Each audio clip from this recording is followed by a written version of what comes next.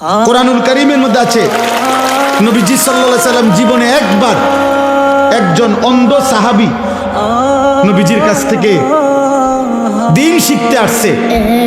নবীজি তখন মক্কার কুরাইশ কাফেরদেরকে দাওয়াত দিচ্ছিলেন। নবীজি ওনার দিকে তাকাইয়া ভাবছেন ও তো আমার পক্ষেরই লোক, আমার সাহাবী, তাকে আমি পরে বলি। তো ফলে ওনার থেকে চেহারা তাকাইয়া আবার ফিরে গেছেন, দিয়া কাফেরদেরকে দাওয়াত দিচ্ছিলেন। আল্লাহ তাআলা কোরআনুল কারীমের সূরা নাজিল করে নবী সাল্লাল্লাহু আলাইহি সাল্লামের এই আচরণ সংশোধন করে দিয়েছেন। আল্লাহ বলছে, বন্ধু এটা কিন্তু ঠিক হলো না, ঠিক হলো না। আপনি আপনার একজন সাহাবীর দিকে তাকিয়ে চেহারা আবার ঘুরাইয়া ফেললেন। আনজা আহুল আ'মা, কি অন্ধ দেখে না? আল্লাহ বলছে কি ঘটনা, কি সে অন্ধ দেখা? নবীজিকে বলতেছে, নবীজি আপনার কাছে একজন অন্ধ আসছে, আপনি তাকে অন্ধ মনে করে ফেরত দিলেন, মূল্যায়ন করলেন না। কাজটা কি করলেন? ওরা যত মোটা তাজা হোক, ওরা তো বেঈমান, এ যত দুর্বলই হোক, এ তো ঈমানদার। আপনার উচিত ছিল ঈমানদারকে প্রাধান্য দেওয়া। আল্লাহ তাআলা সংশোধন করে দিয়েছে। কোরআন শরীফে আছে কাল্লা ইন্নাহা তাযকিরা, সাবধান নবী, এটা আমি আল্লাহ আপনাকে উপদেশ দিলাম। এভাবে বলছি, তাফসীরের মধ্যে সব কিতাবে আছে।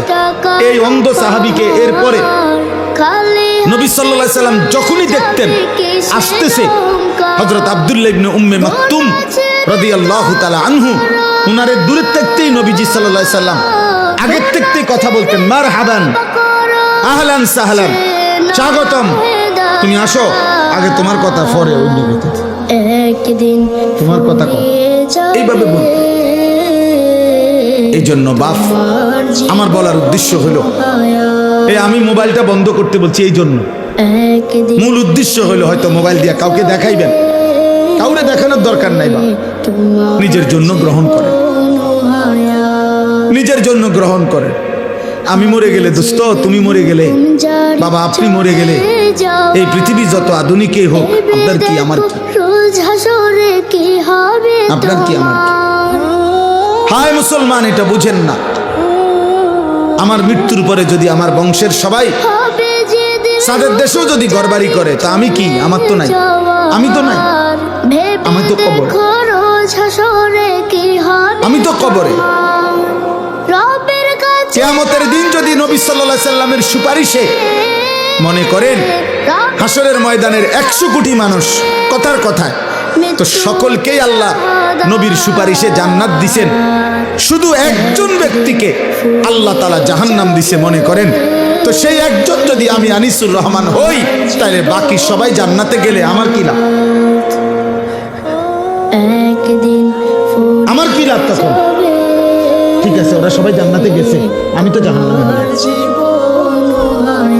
তখন বাকিদের জান্নাতে যাওয়ার দ্বারা জাহান্নামী ব্যক্তি এইটারই বলবে, যাক আমি জাহান্নামে জ্বলতেছি, আমার ফুট তো বেহেশতে গেছে, এটা নিয়ে কইব। আমি জাহান্নামী হইলে আমার কি, যাক আমার বউ তো জান্নাতে গেছে, এটা নিয়ে বলবে, বরং আফসুস করবে, আফসুস, আফসুস করবে।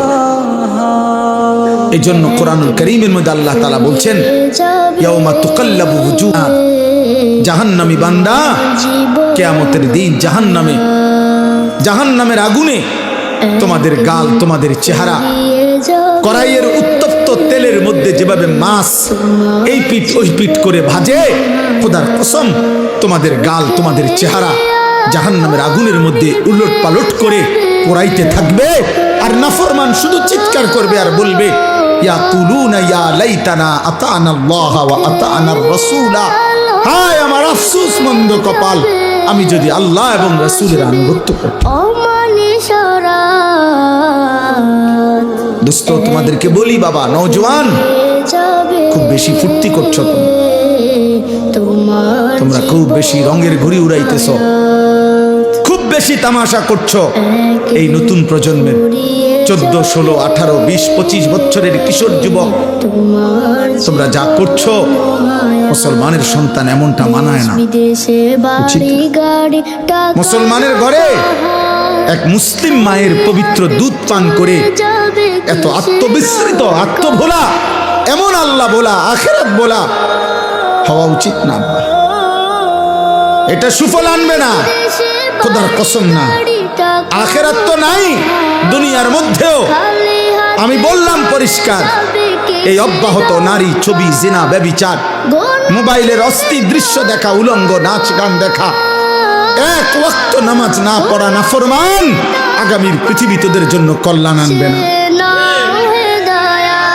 মনে রাখ, তোমরা অধিকাংশ কিশোর যুবক ছেলের চেহারা দেখলে পরিষ্কার বোঝা যায়, এই যেগুলা দাঁড়ায় আছো, বসে আছো, অধিকাংশই নওজোয়ান বেনামাজি। তোমরা, তোমাদের চেহারার মধ্যে নামাজের কোনো চিহ্ন নেই। বেনামাজি বেয়াদব, বেনামাজি বেয়াদব। আসমানের নিচে জমিনের উপরে বেনামাজির চাইতে নিকৃষ্ট কোন বেয়াদব আর কেউ নেই। যার কপালে সেজদা নাই সে পৃথিবীর যেই কোনো নিকৃষ্ট জানোয়ারের চাইতে নিকৃষ্ট। জানোয়ার এজন্য সেজদা দেয় না, কারণ কোন জানোয়ারের উপরে সেজদার হুকুম নাই। মানুষ নামের এই জানোয়ারকে আল্লাহ সেজদা দিতে বলছে, অথচ সে সেজদা দেয় না, এই জন্য এইটা জানোয়ারের চাইতে নিকৃষ্ট। কুত্তা এই জন্য সেজদা দেয় না, কুত্তার উপরে সেজদার বিধান নাই। শুকর এই জন্য সেজদা দেয় না, শুকরের উপরে সেজদার বিধান নাই। ছাগল, গরু এই জন্য সেজদা দেয় না, তাদেরকে আল্লাহ সেজদা দিতে বলে নাই। আব্বা তোমারে বলছে, তোমারে বলছে বাপ।